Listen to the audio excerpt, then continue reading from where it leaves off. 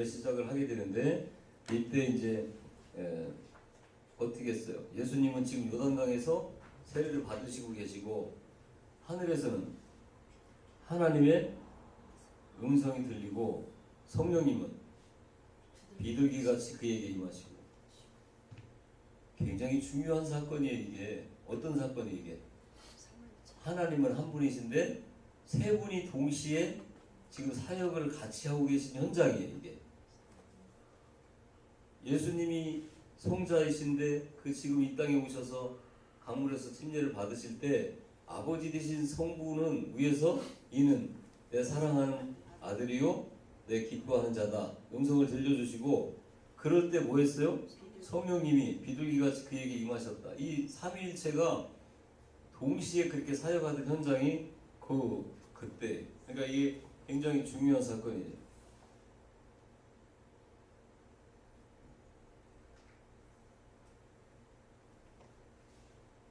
그래서 세례를 받으시고 이제 공생애가 시작됐는데 공생애를 받으시고 나서 뭐 했어요? 시험을 받죠. 성령에 이끌려서 마귀 앞에 가서 이제 시험을 받게 되는 거예요. 그리고 나서 5명의 제자를 부르는 이야기가 나오는데 요한복음에 보면 그 세례 요한이 제자들하고 이제 요단강에서 건너편에서 이제 베다니에 있을 때 보라 세상 죄를 지고 가는 하나님의 어린 양이다. 요한이 그렇게 얘기를 하니까 그 다음날 두 제자가 예수님한테 오죠. 그러면서 그 한 사람이 안드레예요. 그가 베드로를 찾아가서 내가 메시아를 만났다 그런 이야기를 해요. 그래서 베드로를 데려오고 그 이튿날 아침에 이제 빌립을 데리고 와요. 그리고 또 빌립이 누구를 데리고 와? 나다니엘을 데리고 오죠. 그래서 안드레, 베드로, 빌립, 나다니엘 그리고 이름을 알지 못하는 한 제자가 나오는데 이는 아마 사도 요한일 가능성이 많이 있다라고 하는 거예요. 그래서 이게 5 제자를 부르는 장면이 요한복음에 나오는데 마태복음에 보면 4 제자를 부르는 장면이 또 나옵니다.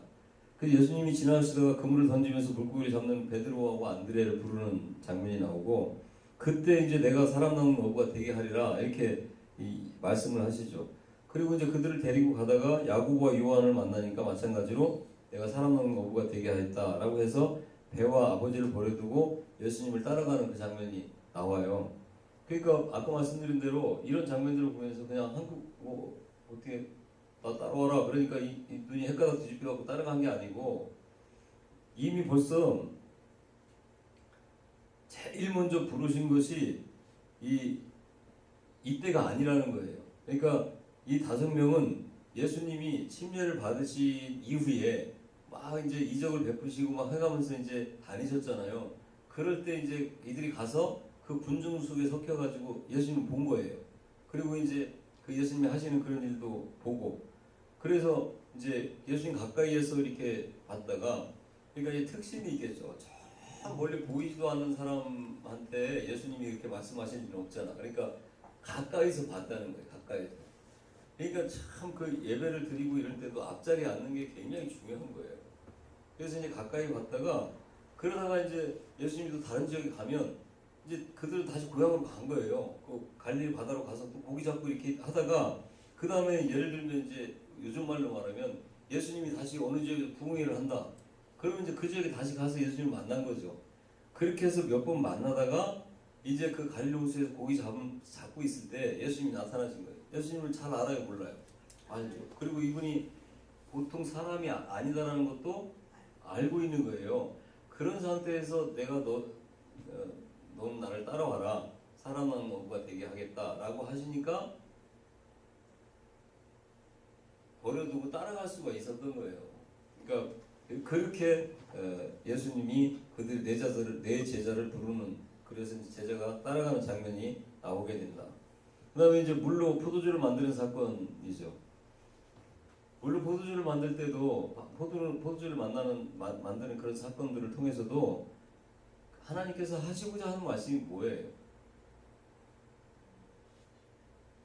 이게 지금 자연 세계에서 일어난 사건들이 아니죠. 우리 주님이 베푸신 이적과 표적과 기사는 자연 세계 안에서 일어난 일이 아니에요. 그러니까 다시 말하면 초자연 세계의 힘에 의하지 않으면 일어날 수 없는 사건들이잖아. 물이 포도주로 바뀐다든지 뭐 이런 여러 가지 이런 사건들이 초자연적인 그런 능력에 의해서만 그런 일들이 일어날 수가 있는 거예요. 이게 무슨 의미예요? 이분은 지금 자연 세계에 있는 사람이 아니라고 하는 것을 그런 사건들을 통해서 나타나시게 되는 거예요. 그걸 가르쳐주고 있는 거죠. 광풍을 잠잠케 해요. 그때 주님께서는 뭐예요? 고물에서 주무시고 계시잖아요. 그럴 때 이제 그 제자들이 깨우니까 일어나셔서 광풍을 잠잠케 하세요. 그러니까 제자들이 물어보잖아요. 저자가 누구길래 저렇게 바람도 순종하느냐? 바람을 잠잠케 할 수 있는 능력이 자연계에는 없잖아요. 그걸 말씀하고 있는 거예요.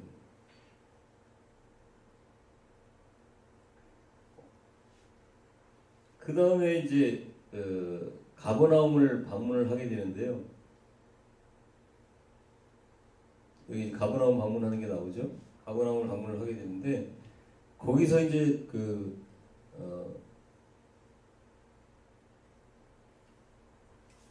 가버나움으로 가셨다가 그 다음에 이제 거기서 예루살렘으로 가셔갖고 첫 번째 유월절을 지내시게 돼요. 그래서 이제 첫 번째 유월절은 6월달에 있는 절기가 6월절이 아니고 애굽에서 그 어린 양의 피를 잡아서 묻지방에 바르고 구원받은 날을 기념하기 위해서 이렇게 지키는 절기인데 그 6월절을 지키러 예루살렘으로 가셨는데 그때 가실 때 여기 보세요. 여기 이렇게 빨간 불로 돼 있죠. 근데 이게 지금 예루살렘으로 가는 그 직통길이 아니라고 그랬지. 어떤 길이 직통길이에요? 요 산지를 쭉 산지 정상을 따라가는 어떤 길? 족장길이 직통인데 왜 그렇게 가셨을까요? 여기가 사마리아가 있어요. 사마리아. 그러니까 예수님께서 여기서 처음에 가실 때는 사마리아 지역을 통과하지 않으셨어요. 그리고 이제 그 밑으로 길로 가셨죠. 그리고 나서 이제 성전 청소를 하게 되는데 아까 말씀드렸어요. 그 이유에 대해서. 그리고 이제 그 청소를 하시고 그 청소를 하심으로 말미암아 제사장이나 서기관이나 사두개인들로 말미암아 뭐를 받게 해요? 미움을 받게 해요. 그들로부터.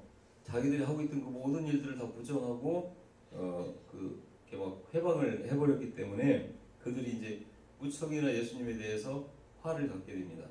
그러고 나서 이제 예수님 당시에는 아까 말씀드린 대로 그렇게 이 강도의 구렬이 돼버린 그런 게 자연스럽게 그냥 문화가 되어져 버렸어요. 그래서 사람들도 거기에 익숙해져가지고 이미 그냥 그렇게 하고 있고 제사장들은 그걸로 인해서 아주 거부가 되어져서 모든 이 정치 권력을 제외한 나머지 권력들을 제사장이 이렇게 갖고 있는 그런 상태였어요. 사람들은 놀랬을까 안 놀랬을까요? 놀랬죠. 어디 뜬구름 젊은 사람이 와가지고 성전에서 막 그렇게 가장 그들이 생각할 때 최고의 권력을 가지고 있던 로마가 아니에요. 이들한테는 이 유대인들에게는 최고의 권력은 제사장이나 사두개인이나 이런 사람들이 가지고 있는 거예요. 근데 그런 사람들을 갖다가 내쫓으면서 막 그들이 그 펼쳐놓은 이런 장사 이런 것들을 다 그냥 뒤집어 엎어버리니까 얼마나 놀랬겠습니까? 그리고 도대체 그 사람들한테 그렇게 할 수 있는 사람이 없어요. 그런데 불구하고 그런 일들을 그렇게 하는 거죠. 우리 주님께서 말씀하실 때. 그럼 우리가 상상을 해보면 성전이 뭐 하는 거예요? 뭐 하는 곳이에요? 제사 지내는 곳이죠. 그 제사 지내는 곳이라고 하면 그냥 우리가 무슨 안방에다가 이런 뭐 떡 갖다 놓고 제사 사각 갖고 놓고 제사 지내는 게 아니죠. 뭘 하는 거예요? 동물을 잡아가지고 그걸 가지고 제사를 지내는 거예요. 한두 개가 아닐 거 아니에요. 그럼 거기가 어떻게 됐다는 거예요 지금? 피바다. 피냄새가 진동을 하고 그런 상태에서 그거를 다 난장판이대로 뒤집어 엎었을 때 짐승들은 막 이리 뛰고 저리 뛰고 막 난리가 아니죠. 비둘기는 막 날아다니고 뭐 막 동전 바구니는 막 뒤집어 엎어져 갖고 뭐 이렇게 난장판이 돼버리는 그런 상태로 만들어 버렸어요. 그리고 선포하는 거예요. 내 아버지 집, 내 아버지 집을 너희들이 강도의 구렬로 만들었다. 그러면 지금 뒤집어 본 것도 문제인데 내 아버지 집이라는 거예요. 그리고 뭐예요? 자기들이 지금 하나님을 섬기면서 하는 그 일이 강도짓이라는 거예요. 이거 엄청난 선전포고죠. 엄청난 선전. 그러니까 무슨 얘기예요? 성전의 주인이 누구라는 거예요? 하나님이다. 이거를 지금 만천하에 선포하고 있는 거예요. 성전의 주인은 나라는 거예요. 그걸 선포하고 있는 거예요. 그러니까 지금까지 지내왔던 지역, 그 시대에 이 예배 개념, 제사의 개념을 어떻게 했어? 다 뒤집어 버렸죠. 있을 수가 없는 일이잖아. 하나님을 섬기는 그런 제사의 행위를 지금 누가 자기가 하나님이라고 하면서 자기가 아버지라고 하면서 그거 와서 다 뒤집어 버리는 거예요. 그거를 지금 보고 있는 모든 사람들이 한결같은 소리가 뭐예요? 저 사람이 누구냐? 저 사람이 누구냐? 이게 지금 교회에 나오고 있는 사람들, 교회에 나온 첫 번째 나온 사람들이 갖고 있는 질문이 이게 되는 거예요. 예수가 누구냐요? 그런데 지금 교회에 첫 번째 나온 사람들이 예수가 누구냐에 대해서 관심이 있습니까? 없습니까? 별로 없어요. 그저 눈에 보여지는 어떤 이런 종교의식들, 그 종교의식에 익숙해져 있는 이런 사람들, 또 뭐 이 예배를 드리고 있는 이 공간 안에서 이루어지는 이런 일들에 관심이 있지 예수가 누구냐에 대해서 관심이 없어요.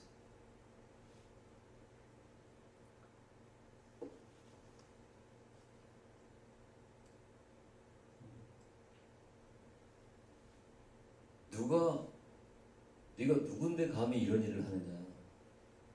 이런 질문에 우리 주님께서 대답하시는 거예요. 너희가 이 성전을 헐어라. 내가 3일 만에 다시 지으마. 말씀하시는 거예요. 그러니까 이 포인트를 가지고 성경을 보셔야 돼요. 이 사복음서를. 그러니까 지금까지 공부한 거를 여러분들이 이 염두에 두고 성경을 보신다고 그러면 창세기는 뭐에 포인트를 두고 출애굽기는 뭐에 포인트 두고 사사기, 여호수아서 뭐 다 신명기 뭐에 포인트가 있었잖아요. 그걸 가지고 보듯이 이 사복음서는 바로 이 포인트를 가지고 성경을 볼 수 있어야 된다. 그 다음에 이제 니고데모의 이야기가 나옵니다. 그 다음에 유대에서 세례를 베푸는 이야기가 나오고요. 여기 6월절에 예루살렘에서 몇 개월이나 머무셨냐 보면 이제 요한복음 4장 3절에서 보면 유대를 떠나 다시 갈릴리로 가실 때 이때 예루살렘을 떠났어. 그러니까 예루살렘에 사역하는 기간이 나오는 거죠. 그러니까 너희들이 알지 못하는 먹을 양식이 있다. 선악과하고 연결되는 거예요. 너희가 몇 달이 지나야 추수 때가 되겠다. 이런 말씀을 하세요. 그러니까 넉 달이 지나야 추수할 때가 온다. 이 추수할 때가 언제? 6월절 계절이에요. 그러니까 지금 몇 개월 전이라는 거예요. 지금이. 넉 달 전이라는 이야기죠. 그래가지고 이 대략 따져보면 8개월 정도, 3년 반 동안 공생애를 사실 때 대략 8개월 동안 여기 지금 표에 있죠. 8개월 정도를 예루살렘에서 머무르셨다는 것이 나오는 거예요. 첫 번째 예루살렘에 방문을 하실 때, 첫 번째 6월절 때. 원래 이제 민중들은 다 아까 말씀드렸죠. 어떤 배경이었어요? 누구를 따르는 상태? 바리새인들을 따라가 다니는 그런 상태였었어요. 그때 갑자기 누가 나타났어요? 예수님이 아니라 누가? 그 앞에 나타난 사람이 누구예요? 세례 요한이 나타났어요. 그래서 광야에서 외치는 소리로 그렇게 이제 회개하라, 천국에 가까웠다라고 하는 세례 요한이 나타나니까 그 얘기가 확 붙었어요. 그래갖고 그 침례를 받으려고 한 사람이 줄을 섰죠. 그게 무슨 회개하려고 침례를 받았다기보다도 여하튼 주류가 바리새인이었는데 갑자기 어떤 새 주류가 생긴 거예요. 그 주류라 만약에 이게 본류라고 하면 본류에 붙어야지 큰일이잖아. 그러니까 이제 확 이쪽으로 쏠린 거죠. 그러고 나서 또 누가 나타나?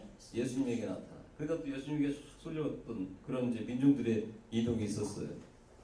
그렇게 되니까 한번 보세요. 바리새인들은 그때까지는 누가 왕이었어? 실질적으로는 자기들이 왕이었지. 백성들한테는. 그래서 자기들이 하라면 하고 말라고 말고 할 정도의 그 위세를 가지고 백성들 앞에 군림을 하다가 이제 그 군중들이 누구를 따라다니고 있어요? 세례요한을 따라가든지 예수님을 따라가든가 하는 거예요. 거기다가 아까 성전 사건이 있었잖아요. 그런 상태가 지금 예수님이 사역하는 그 지금 현재 상황이 그렇게 된 거예요. 그러니까 바리새인들이나 서기관 장로들이 그냥 묘한 게 아니, 이런 상황들을 아셔야 돼요. 그리고 성경을 보셔야 왜 이들이 그토록 예수님을 증오하고 죽이려고 하는가, 이게 이제 나오는 거죠 거기에. 그래서 이제 바리새인들도 처음에는 자기들하고 같은 주장을 하고 자기들이 가르치는 그 가르침을 가지고 있는 어떤 한 지도자가 아닐까 싶어가지고 예수님한테 따라다니는 거예요. 바리새인들도 같이 처음에는. 이게 도대체 누구냐? 그러면서 혹시 가르침이 자기네들하고 같은 색깔이 아닐까라고 하면서 이제 따라다니는데, 근데 뭐 들으면 들을수록 다르죠. 그러니까 세리와 창기들은 바리새인들의 구원관을 가지고는 그들과 같이 다닌다 못 다닌다? 못 다니는 거예요. 그런데 예수님은 그들과 어떻게 돼? 친구처럼 지내고 있어요. 그러니까 바리새인들은 이 세리나 창기나 이런 사람들은 하늘나라에 들어갈 수가 없는 사람들인데, 예수님은 오히려 그들이 더 자기하고 친하고 뿐만 아니라 뭐예요? 바리새인들 서기관들보다 이 사람들이 더 천국에 들어갈 수 있다라고 이야기를 하시니까 결론이 나오는 거예요. 이런 여러 가지 복합적인 사건을 통해서 저자는 우리의 친구가 아니라 우리의 적이다, 이 결론을 내리는 거예요. 그러고 나서부터 그때부터 예수를 죽이려고 갖은 질문도 하고 따라다니고 막 이렇게 하는 거예요. 그때부터 그냥 뜬금없이 그렇게 하는 게 아니고, 그 후에 연결되어지는 게 뭐예요? 그 도를 전파하는 사도 바울도 계속 막 완전히 저쪽 무슨 저 마게도냐 막 이런 지역까지 따라다니면서 죽이려고 하는 이유가 바로 이런 이유예요.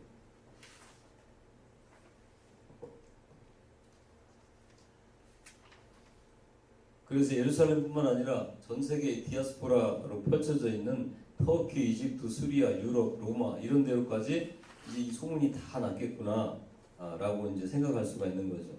그 다음에 이제 사마리아 여인을 만나는 이야기가 나오죠. 사마리아 여인을 만나는 이야기가 나와요. 근데 사마리아 여인을 만나는 때는 이제 올라가실 때예요. 갈릴리로 올라가실 때는 이제 사마리아 여인을 만나는데, 이 세겜을 우리가 잘 알고 있죠. 그래서 아브라함이 제일 먼저 하란에서 떠나가지고 정착한 곳이 세겜이에요. 또 야곱의 하란으로 갔다가 다시 고향으로 돌아올 때 세겜에서 자기 딸이 강간당하고 자기 아들들이 살인자가 된 그런 사건이 있었던 곳이 세겜이죠. 여기서 예수님이 수가성 여인을 만나는 거예요. 여기 수가성 있죠, 수가. 여기서 이제 그 여인을 만나가지고 그를 이제 복음화시키는 그 이야기 장면이 나와요.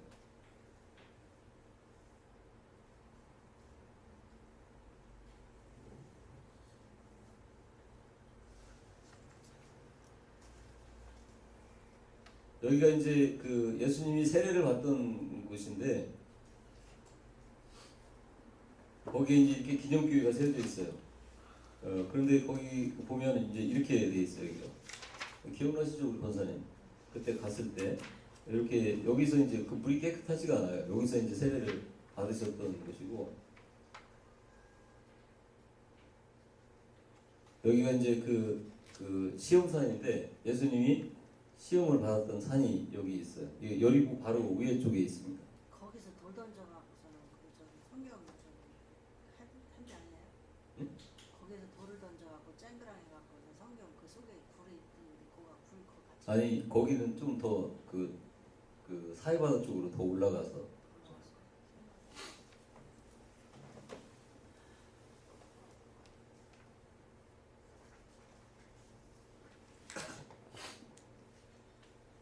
그래서 이제 그 그리심산과 에발산이 있는 그 지역, 이제 왕의 신하를 고치는 이야기가 나옵니다. 그리고 이제 나사렛에 가셨는데 이미 예루살렘의 소문이 8개월 동안 예루살렘에서 그런 수많은 이적들을 베푸시면서 소문이 나서 안 났어요.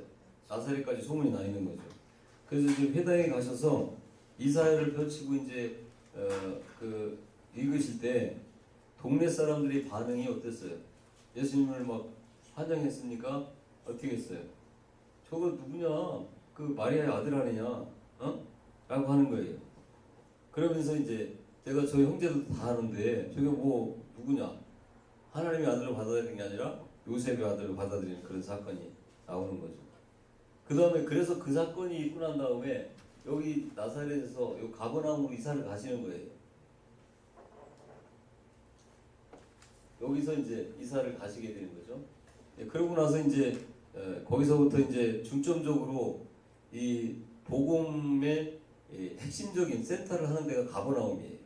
나사렛이 아니고 이제 이때부터는. 그래서 애굽에서부터 오는 길이 여기를 지나게 되는데 지중에서 들어오는 유럽의 문물들도 다 여기를 통과하는 곳이 가버나움이라는 곳이. 여기서 이제 세리 마태도 여기서 만나게 되죠.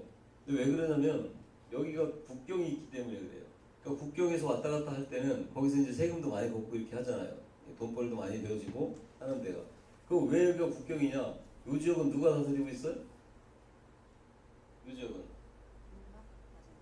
헤롯 안티파스가, 여기는 헤롯 빌립이 다스리고 있는 땅이에요. 그러니까 따로따로 이렇게 다스리고 있던 그 국경 지역이기 때문에 거기가 이제 부자 동네이기도 하고 또 이제 그런 역사가 있었던 거예요.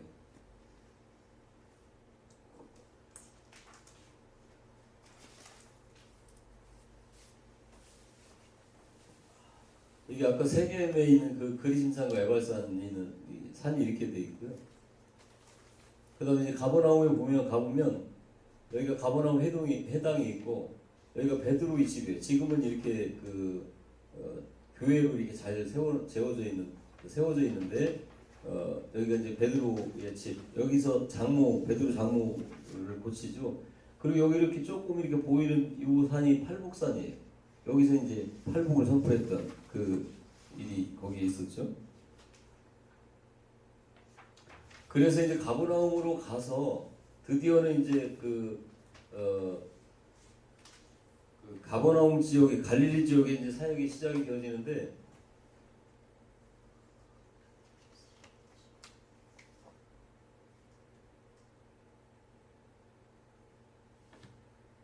가버나움에서 이제 사역을 시작을 할 때 여기서 이제 네 제자를 부르시고 그래가지고 베드로의 장모도 이렇게 고치고 그러고 나서 이제 두 번째 유월절로 넘어가게 되는데 이 아까 말씀드렸던 가버나움 지역에서 이제 많은 사역들을 이렇게 하시죠.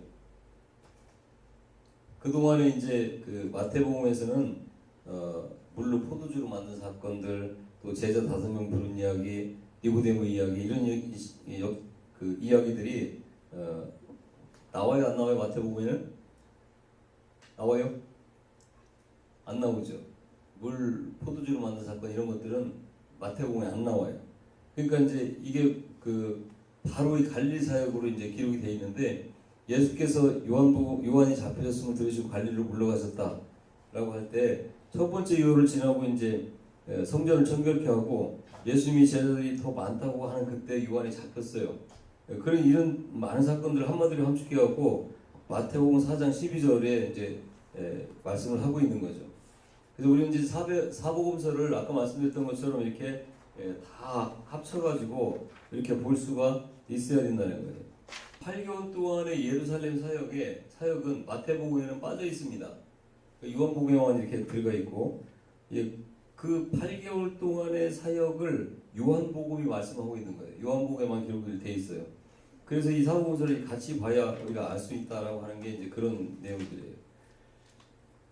그래서 이 말씀에 보면 이 마태복음 같은 데 보면은 이제 전파하시되 회개하라 이렇게 말씀하고 있는 게 말씀을 받고 그 세례를 받고 나서 바로 말씀하신 것 같이 이제 성경을 보면 그렇게 돼 있잖아요. 마태복음 같은 데 보면은 시작하자마자 이제 그렇게 나오니까 근데 이제 그렇지 않다는 거예요.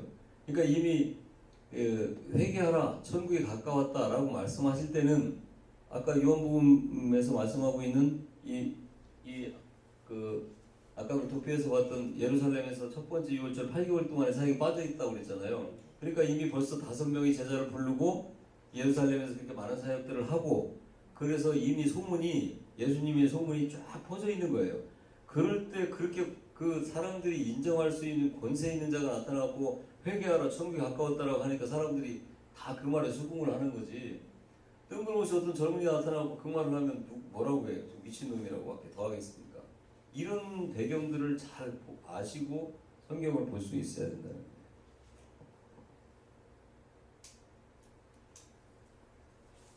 그래서 이제 예루살렘 8개월 사역을 마치고 이제 고향으로 돌아와서 회당에서 설교를 하시고 동네 사람들은 문제가 생기죠. 아까 말씀드렸던 것처럼 네가 무슨 뭐 내가 네 형제도 알고 다 아는데 라고 하는 그 문제가 생겨서 이제 가버나움으로 이사를 하시게 되고 그러고 나서 요 가버나움에서 이사를 하시고 나서 그때야 비로소 회개하라.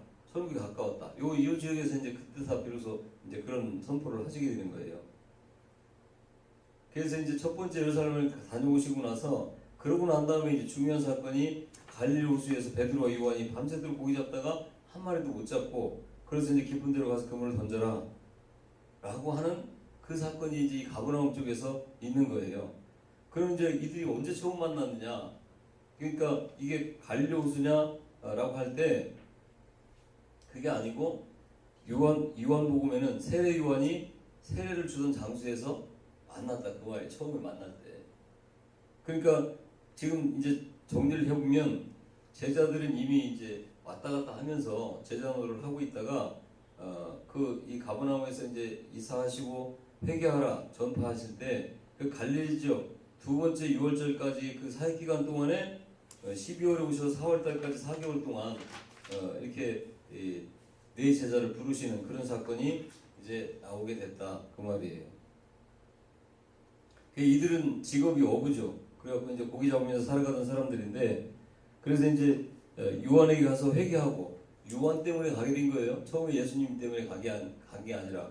그래서 이제 회개하고 살아야 되는데 이제 은혜 받고 이제 다시 고향으로 돌아와. 그리고 이제 며칠씩 보따리 싸갖고 다시 가서 이제 묵으면서 유대 지역에 그냥 집회에 참석을 했다가 그리고 이제 은혜 받고 돌아와서 집생활하면 다시 집으로 왔다가 그래 이제 돌아와갖고 부랴부랴 이제 고기를 잡고 이렇게 생활을 하고 있다가 마찬가지로 예수님 제자 노릇을 하면서 이제 예수님이 이제 그때 요한에 의해서 이제 나타나셨으니까 그 후에는 이제 예수님의 집회에 참석을 하고 뭐 이렇게 했다가 다시 이제 고향으로 돌아와서 고기를 잡고 있다가 예수님을 이제 마지막으로 만나면서 제자로 따라가게 될 때 고기를 밤새 고기를 못 잡고 예수님이 이제 그렇게 의도적으로 이렇게 하셨겠죠. 그러고 나서 이제 예수님이 본격적으로 그들에게 직접적으로 그런 이적을 그들에게 이제 베푸시면서 나를 따라와야 된다 라고 말씀하실 때 드디어 그들이 따라오게 됐다 그 말이에요.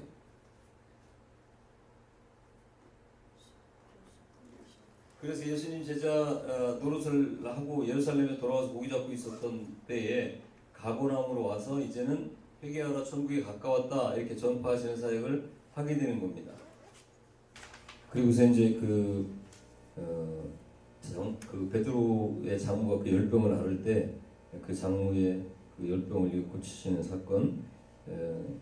그리고 이제 그 다음에는 이제 중기 사역으로 들어가게 되는데요. 여기가 이제 그 중기 사역이라고 이게 초기 사역, 중기 사역, 말기 사역 이렇게 볼 수가 있는데 중기 사역으로 들어가면 이 지금 그 이 6월절은 몇 번째 6월절일까요? 두 번째 그 6월절이 이제 이때 이게 두 번째 6월절이죠.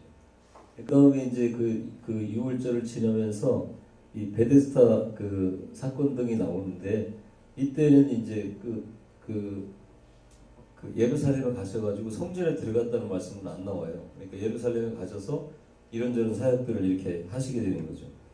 그래서 이제 가버나움에서 전도도 하시고 치유 사역을 많이 하시고 난 다음에 이제 세리마태를 이렇게 부르는 그런 일 그런 다음에 이제 베데스다의 연못의 사건이 나오는데 아까 말씀드린 대로 가셔서 이제 성전에 들어가셔서 그런 일을 하셨던 그런 일들은 기록되어 있지 않습니다.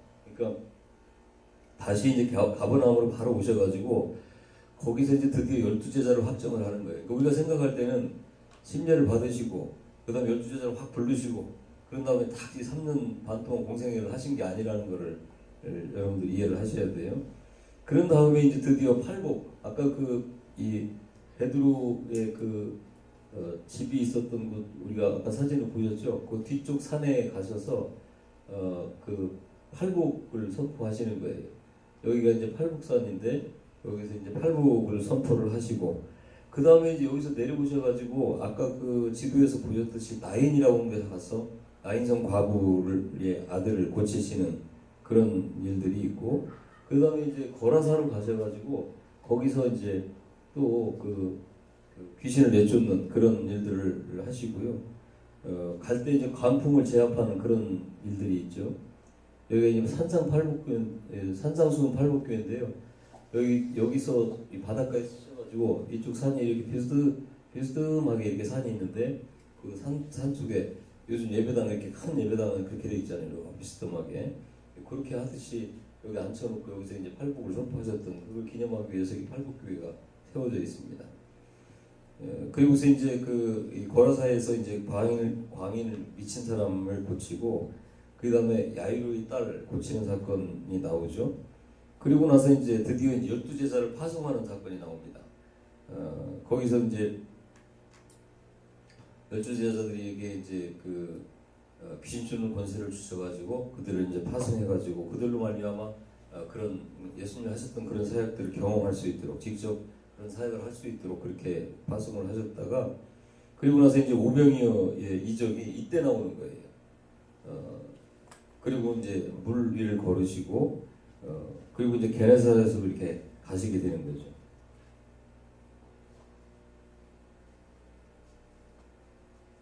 그래서 그 거라사로 가실 때 아까 거라사로 가시면서 저분이 누구시기에 바람과 바다가 순종하느냐라고 했을 때 우리 주님이 그 바람을 꾸짖으시잖아요. 그런데 여러분 그 바람이 생물이에요, 사물이에요? 사물이잖아요. 그러니까 사물에게는 명령한다고 해서 그게 명령이 적용이 되어지지 않는다는 건 우리가 어제 구약을 할 때 배우셨죠. 그러면은 이게 지금 무슨 이야기일까요? 그 바람을 일으키는 뒤에 어떤 살아있는 존재에게 명령을 하신다는 거예요. 그러니까 그거를 우리가 볼 수 있어요. 그러니까 성경이라고 하는 것은 액면 그대로 여기서 이 책을 아무리 봐도 이건 그 성령으로 말미암지 않으면 알 수 없다라고 말씀하시는 게 이제 그런 이유예요. 그런 걸 볼 수가 있어야 된다라고 하는 거예요. 그래서 그 뒤에서 역사하는 악의 세력을 꾸짖게 될 때 그 악의 세력이 그 역사를 멈추니까 바람도 멈추게 되는 거예요. 그리고 나서 야이로의 딸을 고치고 그 다음에 이제 게네사렛으로 가시게 되는 건데 게네사렛은 지금 여기 보니까 게네사르가 여기에 있죠. 여기로 가셔가지고 거기서 이제 또 사역을 하시는 건데 다음에 여기 보면 이제 가버나움 그리고 이제 벳세다 건너편으로 가자 할 때 벳세다가 이제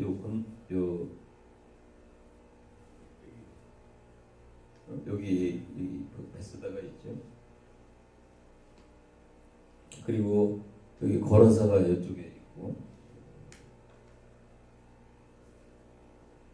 그리고 다시 가버나움으로 가시고 가버나움이 아까 말씀드린 대로 이런 그 선교의 이 센터 역할을 하게 됐다. 이제 나사렛에서 걸로 이사를 가시고 난 다음에 그렇게 되어지는 거예요. 그 다음에 이제 후기 사역을 보면 여기 이제 후기 사역인데 이때 6월절은 아예 이 예루살렘을 가시지 않고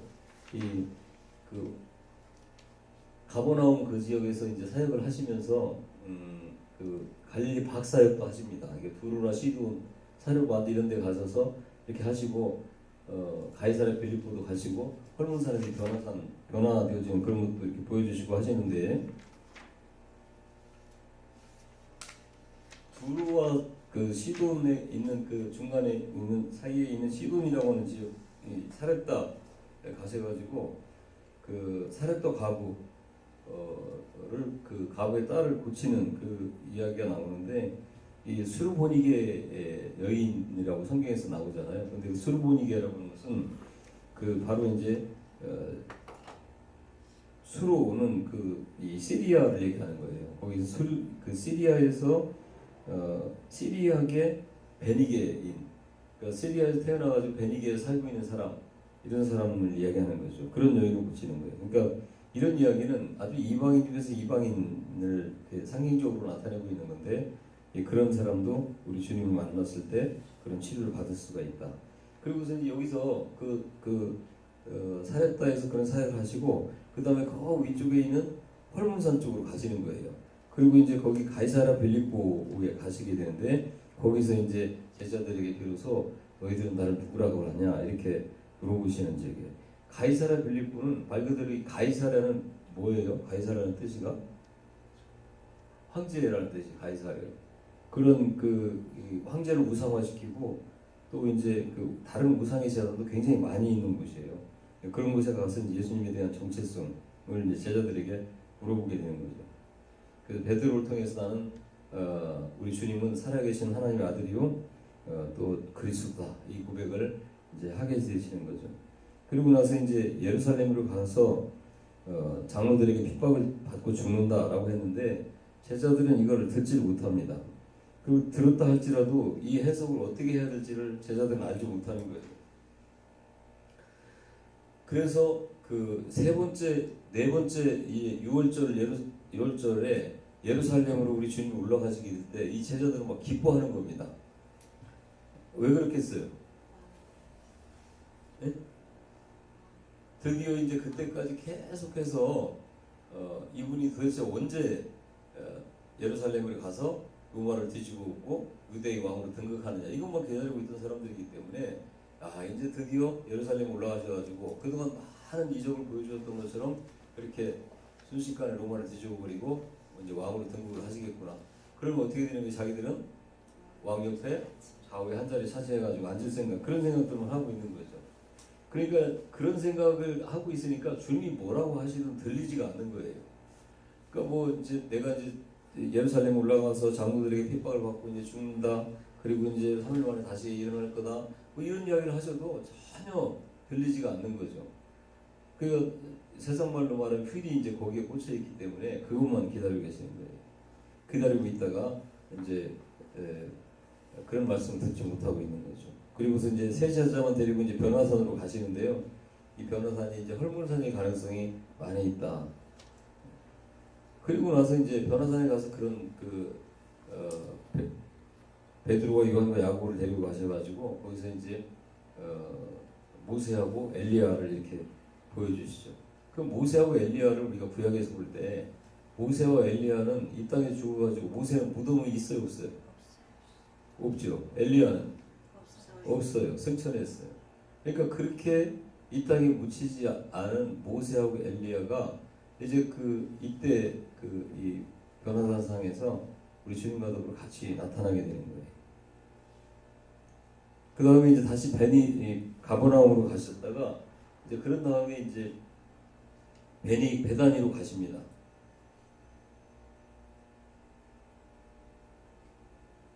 베다니로 가시고 이때 이제 가실 때 사마리아를 통과해서 이렇게 가시게 될 때 이 사마리아인들이 이제 거부를 하죠. 복음을 전하는데 이제 거부를 하니까 이때 이제 요한이 그렇게 이야기를 하는 거예요. 하늘에서 불을 내려갖고 이것들을 다 죽여버립시다. 이렇게 이야기하는. 그러니까 이 요한이 결국 나중에 보면 뭐예요? 성경의 마지막을 기록하는 그런 사랑의 사도인데 원래부터 이 사랑이 많은 사도가 아니었다는 거죠. 어떻게 이 사마리아인이라 할지라도 말씀을 안 들으니까 하늘에서 불을 내려갖고 다 죽여버립시다. 이렇게 얘기했던 사람이 마지막에 보면 그렇게 사랑의 사도로 변해 있을 수가 있느냐 말이에요. 제자들이 다 이렇게 변했던 것처럼 이 사도 요한도 그렇게 이제 변화가 되었던 것을 우리가 볼 수가 있어요. 그러고 나서 이제 누가 크냐를 가지고 이제 제자들끼리 다투는 사건이 나오죠.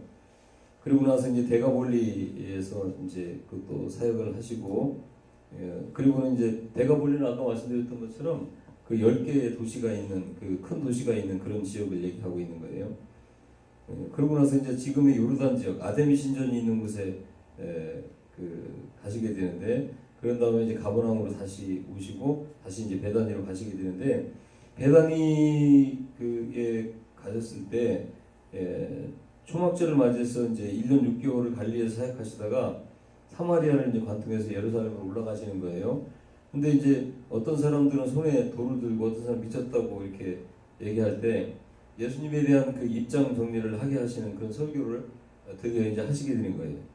근데 이제 의도적으로 사마리아를 지나시게 되는데 사마리아 사람들이 복음을 받아들이지 않으니까 요한과 야고보가 그렇게 이야기할 때 우리는 사람이 어떤 사람이었고 예수 그리스도를 만나면 어떤 사람이 되어지는가라고 하는 것에 대한 증거를 우리가 받을 수가 있습니다. 나중에 사도행전으로 가면 이제 사마리아 사람들에게 복음을 전하는 그런 이야기하고 이게 연결이 되어지는 거예요. 혼혈이 이렇게 섞여져 있는 그 민족이라고 해서 대접을 하지 않고 있는데 그런 사람들에게도 이제 복음이 전해지는 그런 이야기. 그 다음에 이제 10명의 문둥병자를 고치는 이야기가 나옵니다. 그 10명의 문둥병자를 이렇게 고치게 되는 이 사건에서 문둥병자들이 이제 멀리서 예수님을 부르죠. 그러니까 이 예수님에게 가까이 와가지고 이제 그를 접촉하면 그게 이제 법에 걸리기 때문에 멀리서 이렇게 불러요. 그러니까 이 문둥병자들은 사람들이 이렇게, 이렇게 지나갈 때 정상적인 사람이 자기 옆을 지나가면 자기 스스로 나는 부정하다라고 얘기해서 자기를 이렇게 피해갈 수 있도록 그렇게 해야 되는 거예요. 그런데도 불구하고 이제 내 몸을 제사장에게 보여라라고 하시는 그 말씀을 받고 그들이 가서 이제 고쳐주시는 그 사건이 나오죠. 그리고 나서 이제 10사람 중에서 한 사람만 돌아와서 우리 주님 앞에 영광을 돌리는 그런 그 사건이 있었고요. 그 다음에 이제 말기 사역으로 가는데 이제 베다니로 가셔가지고 이제 말기 사역을 이제 하시게 되는 거예요. 그런데 거기서 이제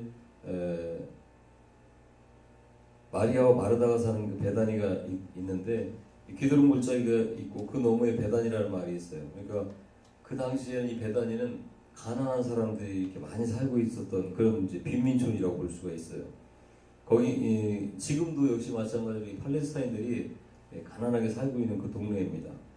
거기 가셔서 이제 마리아는 말씀을 듣고 마르다는 음식을 하는 이야기 그런 이야기가 나오고 그 다음에 예루살렘에 가셔서 소경을 고치고 70명의 제자를 파송하는 그런 일들이 있고요. 그래서 이제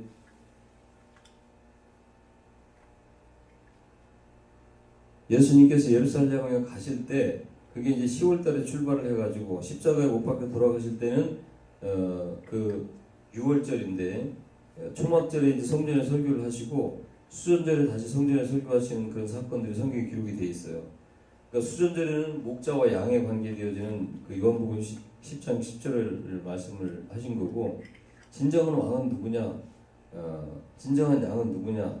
나는 예전부터 있었던 자다라고 하는 그런 설교를 이렇게 하시게 되고 그 다음에 이제 베다니에 가셔가지고 죽은 나사로를 살리는 그런 일들이 있게 되죠. 수전절은 12월 25일 지금 크리스마스와 같은 그런 날이죠. 6월절은 4월 14일 날쯤 되어집니다. 해마다 이게 날짜가 바뀌긴 하지만 대략 이제 4월 달쯤 어간에 있어요. 그러니까 수전절 설교를 통해서 출교 명령이 내려져요. 그 유대인들에게서 이제 출교 명령이 내려지고 그리고 이제 요단강을 건너가서 여리고에 가셔서 거기서 이제 삭개오를 만나는 사건이 있습니다. 그리고 소경 바디메오를 만나는 사건 그런 사건들이 이제 이때쯤 어간에 있게 되는 거예요. 그리고 이제 베다니에 있는 마리아와 마르다의 집에 가시고 종려주일에 이제 나귀를 타고 드디어 입성을 하시게 되는 겁니다.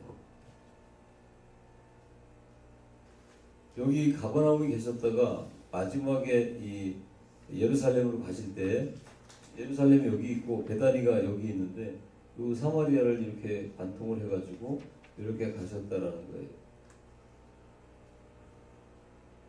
그다음에 예루살렘을 이렇게 그려놓은 건데요. 여기가 감람산이에요. 그러니까 성전 맞은편 쪽에 있는 산이 감람산이고 성전이 이렇게 있습니다. 그리고 여기가 빌라도 관저, 총독 관저고 거기서 얼마 멀지 않은 곳에 헤롯 궁전이 있어요.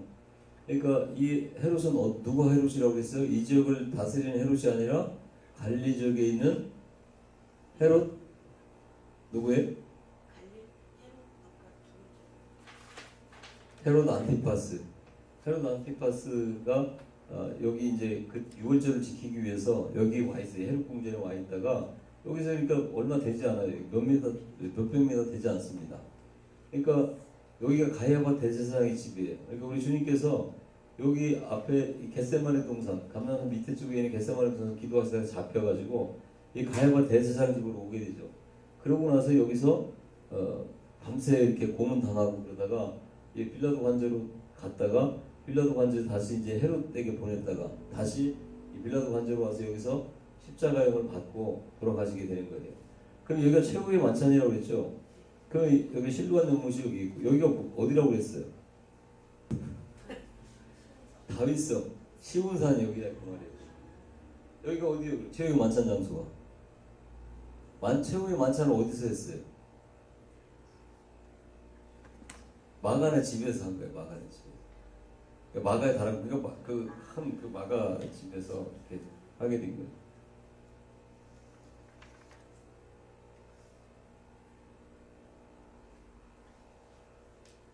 그 다음에 이제 그래서 나귀를 타고 이 성전 여기 이 예루살렘으로 들어가셨다가 다시 이제 이 감람산 너머로 이렇게 넘어오셔서 이 베다니로 다시 가십니다.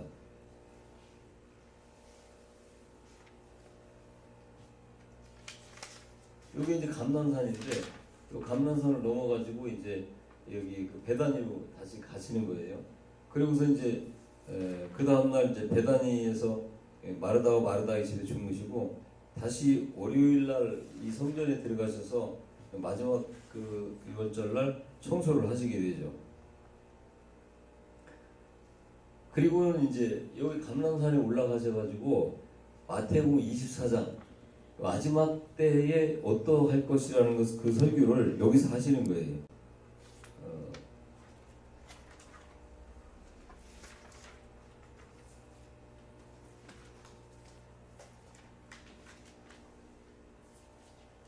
여기 도표를 보면 예루살렘에 주일날 입성을 하셨다가 다시 베다니로 가셨다가 월요일날 다시 오셔서 성전을 청소하시고 무화과나무로 저주하시는 사건이 이제 월요일날 있고요. 그다음 화요일날은 이제 당신에 대한 권위 질문 바리새인들과 이제 그런 질문에 대한 답 이런 것들을 하시는 시간. 그게 이제 종교 지도자들과의 논쟁이죠. 그리고 나서 이제 감람산에서 예루살렘을 보시고 오시고. 그리고 이 마태복음 24장에 있는 종말에 대해서 말씀하시는 게 바로 이제 화요일 날 있게 되고요. 수요일 날은 이제 그 베다니에서 휴식을 하십니다. 그리고는 이제 그때 한 여자가 향유를 붓는 사건이 이제 수요일 날 있게 되고요. 그다음에 목요일 날 유다가 배반을 하게 돼요. 그리고 이제 성찬식이 있고 이 제자들의 발을 씻기는 일, 그리고 이제 고별 설교를 이때 하십니다. 그러니까 성찬식하고 이 제자들 발을 씻어주는 세족식이 목요일날 있게 된 거예요. 금요일날 돌아가시게 되는데 목요일날 밤에 그렇게 있고 마지막 중보기도를 하십니다. 제자들을 위해서. 그리고 겟세마네 동산에 가셔서 기도를 하시고 군병들에게 잡혀갖고 가야바 법정에 가시고 공회 앞에 신문을 받으시는. 그러니까 이 가야바 법정에서 신문을 받고 빌라도에게 받다가 헤롯에 갔다가 다시 빌라도에게 사형을 받고 십자가에 죽으시는 게 금요일 날 이렇게 그 모든 사역들을 마치시게 되는 거죠.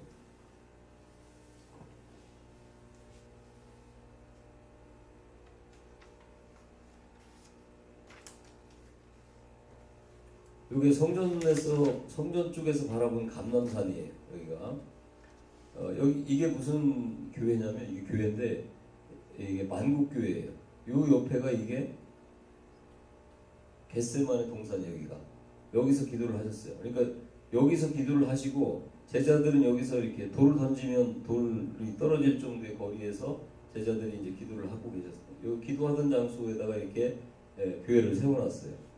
여기가 이제 감람산이고 여기가 겟세마네 동산이고 이게 감람산에서 바라본 예루살렘인데 여기는 지금 무슬람 성전이 이렇게 이 황금돔이라고 해서 이렇게 세워져 있습니다.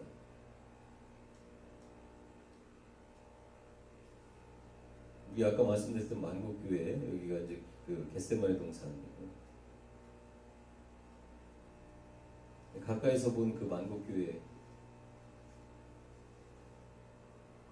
그 겟세마네 동산에는 지금도 이렇게 무화과나무가 어마어마한 무화과나무가 이렇게 있습니다. 이게 이제 어떤 사람들은 2000년 전에 이렇게 있었던 나무가 지금도 있다라고 하는데, 보통 이제 학자들이 얘기할 때는 지금부터 한 1000년 전 정도에 있었던 1000년 정도 경과된 나무다 이렇게 이야기를 하죠.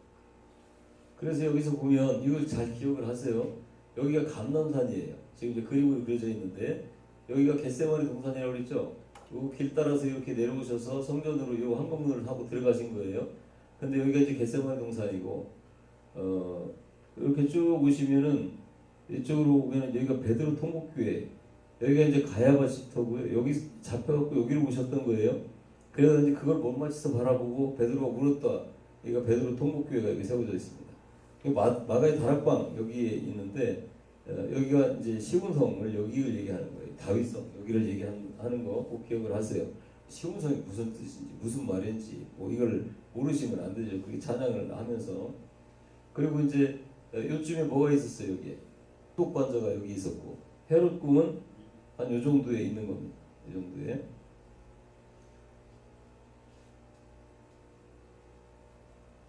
이게 베드로 통곡교회, 베드로가 통곡했던 것을 기념하기 위해서 세우는 교회예요. 이게 헤롯 선전의 그림인데 굉장히 이렇게 화려하게 이 헤롯 궁전이 이렇게 지어져 있습니다.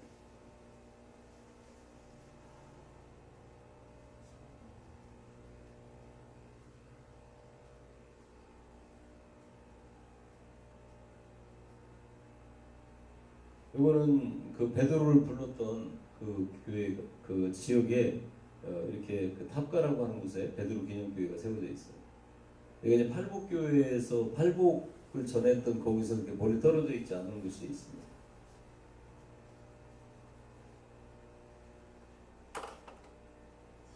이게 이제 그때의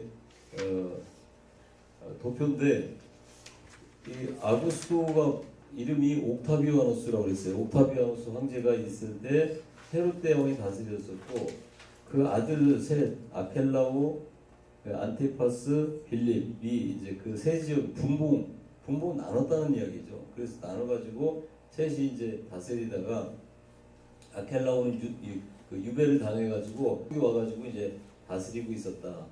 그때 예수님께서 이제 십자가에 달리실 때 아까 그 디베라 어디서 들어봤죠? 그 겟세마네 아니 갈릴리 호숫가에 있는 디베라라고 도시는 이 디베라 황제를 기념하기 위해서 그 만들어진 교회 도시예요. 그리고 나서 이제 우리가 이제 들어가야 될 사도행전이라든지 서신서의 역사로 들어가게 되는데, 그게 이제 여기서 사도행전이 시작이 되어질 때 이 로마의 황제들이 이렇게 되어지는 거예요. 칼리굴라, 글라우디오, 네로, 삼황제, 베스파시아누스, 티투스. 여기서 이제 우리가 기억할 수 있는 게 네로 황제. 네로는 뭐 우리가 잘 알고 있죠. 너무나도 아주 그 포악한 황제였었고요. 이 티투스는 이 AD 70년도에 예루살렘을 쳐들어와 가지고 그 완전히 정복한 그 로마의 장군이었어요. 근데 그거가 기회가 돼서 나중에는 로마 황제까지 된 사람입니다. 티투스는.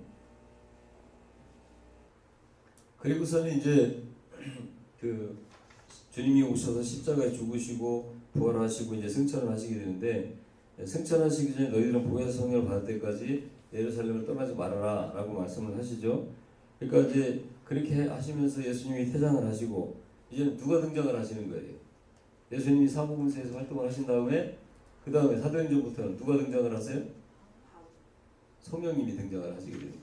성령님이 등장을 하셔서 이제는 오순절 마가다락방, 마가다락방이라고 해서 무슨 저기가 아니라 마간의 집을 얘기하는 거예요. 마간의 집. 이 마간은 예수님이 제자였어요, 안 했어요? 제자 아니었어요.